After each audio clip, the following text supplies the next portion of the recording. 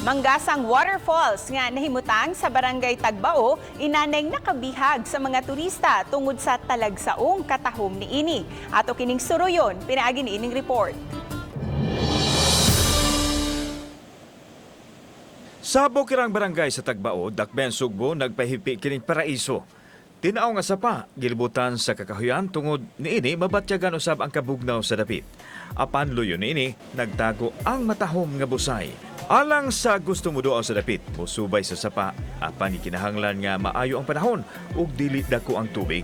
Human sa taas-taas nato nga lakaw, nakaabot na ta diri. Pero dili pa ni siya nga falls ang ato ang destination, kung dili usa lang pod ni sa ato ang agyanan.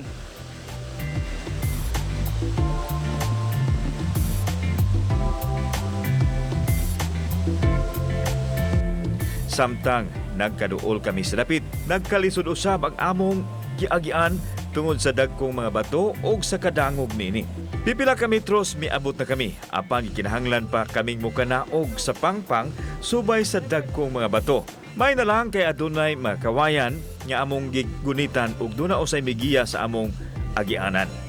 Sa nasudong na namo, dayag ang katahom sa Manggasang Falls nga nagpangamay aron magtampisaw.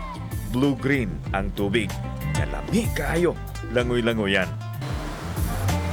Ato nakita ang katahom sa Tagbao Waterfalls. Worth it ang ato ang paglakaw ug dulaan sa usa ka oras gikan sa sentro sa barangay.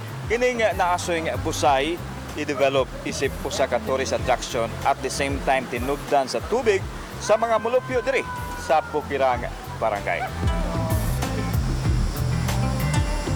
Daghan siyang mga mangga sa unang panahon. Pero karon wala na, kahoy na ang kakahuyan na lang. Ako lang iauhag sa akong mga katawhan, mga kaigsuonan, nga gusto mo moari sa among barangay, sa atong barangay, okay ra mo.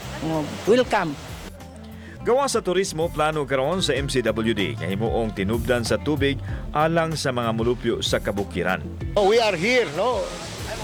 With the boards, Sir Mike Pato, we are here to develop this one, but we need the city government to intervene, no, financially and then technically. Subay nini naglaom karon ang mga mulupyo sa barangay Tagbao nga unsa may kalambuan nga magkabot sa ilang dapit, mohatod usab kini sa ilang paglambo. Kauban si Cleofer Lumayag, ako si Alan Domingo. Balitang Bisdak.